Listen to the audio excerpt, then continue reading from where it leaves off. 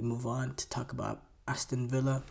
They have reportedly shown interest in Raheem Sterling. Uh, After Sterling, Sterling was left off the squad for Chelsea's opening Premier League day fixture against Manchester City. Completely left out of the squad, or wasn't even on the bench. And then today he was not. He was also left, or it was announced a few days ago, because for Europe they have to announce it days ahead. But he was not part of the squad that took on Servette, in the UEFA Conference League playoffs. In which, by the way, I didn't speak of this. Chelsea actually defeated Servette 2-0. Didn't watch the game I watched the game, but didn't really get to do a proper analyze the game afterwards. Yeah, they were able to win. And Kunku got the penalty, was able to take advantage of a penalty in the 50th minute, and then Madueke scored a goal in the 76th minute.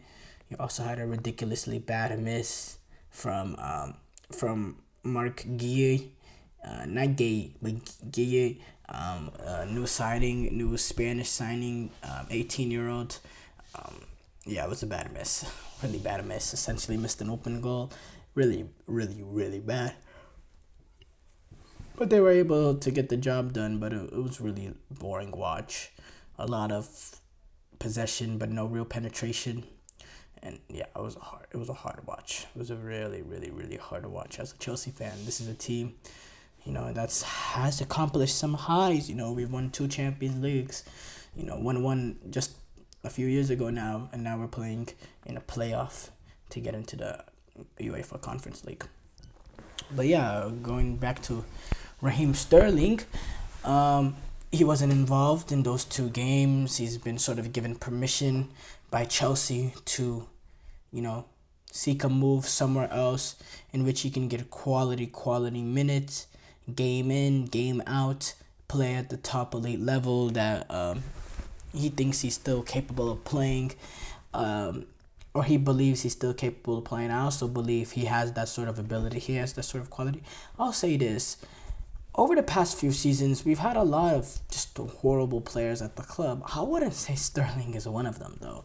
Yeah, obviously Sterling, in terms of his end product, can sometimes be really frustrating at times.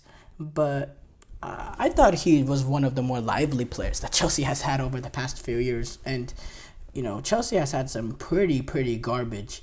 And I would not put Raheem Sterling sort of in that category. That's just my opinion. But at this current team, this current Chelsea side, this current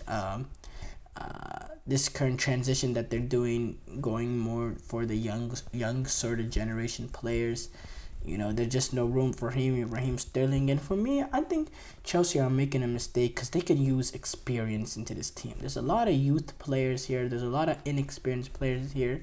That's why I was, for me, all these signings that they're making are just like a Pedro Neto, this, that. I think a signing that would have been brilliant for them was if they were able to get the guy like Gundogan that provides experience, someone that can control the ball, compose the midfield, dictate tempo, and just be that experienced player in the team. Now, obviously, I don't think Gundogan would ever want to go to Chelsea because of the situation Chelsea find themselves in right now. But I think that signing would have been a lot more beneficial than Pedro Neto. That's, 60 million player. That we don't even know how we're gonna get him onto the pitch. Chelsea has, and Gundogan would have definitely been a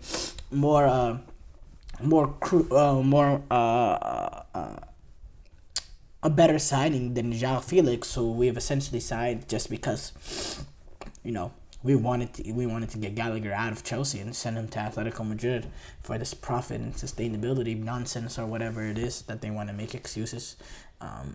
Chelsea want to make excuses over selling their best players. But yeah, with Sterling, now the fit with Aston Villa makes, I think the fit to Juventus makes a little bit more sense for me for Sterling, because look, Aston Villa, they're a good team. This is from Sterling's perspective, why I believe the move to Juventus would be better for him. Because look, Aston Villa is a good team. They're in the Champions League. They're going to be competing. They start off this campaign in a very impressive win going away to West Ham to open up their season. But it doesn't really have the appeal of the Juventus shirt.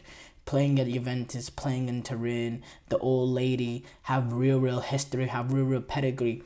If you can be part of the Juventus team that transitions out of the funk that they're in right now, and be a part of this Juventus team that takes that, that gets back to the highs, that's something that could really be on Raheem Sterling's legacy, and that's something that could really elevate his status in terms of what it is now in world football. Because right now, Raheem Sterling's name is a little bit in the mud in terms of the fact that he's not even involved in the squad at Chelsea, and he doesn't play for England anymore. And his reputation, not in terms of personal reputation, but in terms of footballing reputation, is not where you expect someone who's. By the way, Raheem Sterling, he's only 29 years old. Yeah, he's only 29 years old. This is not an old player by any stretch of the imagination. He's not old at all. And I think going to a club like Juventus, he's going to be competing in the Champions League. They got an outside shot to also battle in Serie A this season with Thiago Motta. There's a forward-thinking process there. He'll go into Juventus, will be the starter, play game in, game out, be one of their more important, one of their more dynamic players. He'll be coached brilliantly that can get the best out of him. I think for Sterling, the better move for him would be Juventus now. He's never made that move overseas, so maybe that's something that might be a little out of his comfort zone. I don't know. That's, that's for Raheem to decide, to tell us. But for, on Raheem's side, I think the better move for him would be Juventus because he'll be getting quality minutes there as well. Now, Aston Villa, will he get in right away? Will he get into that team? Will he get in? I think he'll make the squad better, but Aston Villa, they find a solid formula playing Ollie Watkins, Leon Bailey. Can he get it? Can he find himself in there, with the fact that, Watkins, Bailey, Rogers, Tielemans, McGinn, Onana, that's sort of being the attack midfield? Is Raheem Sterling automatically go in there and be, Jacob Ramsey also being involved as sub, Jean Duran, who the Colombian striker who's not who's trying to get who's been sort of rumored to be on the transfer radar, still at Aston Villa. Does he go in straight into the team against a team and against go straight into Unai Emery's side at Aston Villa? I don't think so. I think he goes straight into Juventus because you see Juventus, they lack that sort of real quality, real dynamism, real verticality. You have that from Watkins and Bailey to an extent at Aston Villa. And for Aston Villa, do you want to get a guy like Raheem Sterling on the amount of wages that he's on right now? Raheem Sterling, we've seen what he did already at Chelsea, not being involved in the comments that came out of his representatives. Is that something Unai Emery wants to deal with as well? You go back Aston Villa. Is this the sort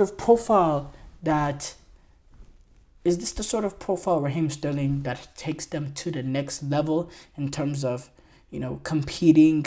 How can Raheem Sterling really take them to the next level in terms of, will he assure them top 4 again this season? Will he allow them to be a little bit more threatening in the Champions League? Is it worth the wages that's going to be involved? You're going to have to pay a fee as well for Raheem Sterling because he is under contract at Chelsea. That's something that Aston Villa needs to decide for themselves, because I think Aston Villa has a great formula right now, a formula made for success, real quality. They're coached really, really well. They're all tactically very astute. So I don't know, but for me, I have to say Juventus is a perfect move for Raheem Sterling. I have to say. Perfect move for Raheem Sterling. I think it's perfect for Juventus as well because they can use that sort of dynamism, that sort of electric nature to Raheem Sterling that he'll provide, the verticality he'll provide. But for Aston Villa, I don't see that sort of. I don't think it's as good. I don't think it's a horrible signing, but I don't think it's as good as Raheem Sterling would be to Juventus. I think that's a match made perfect for both of them, for both sides there.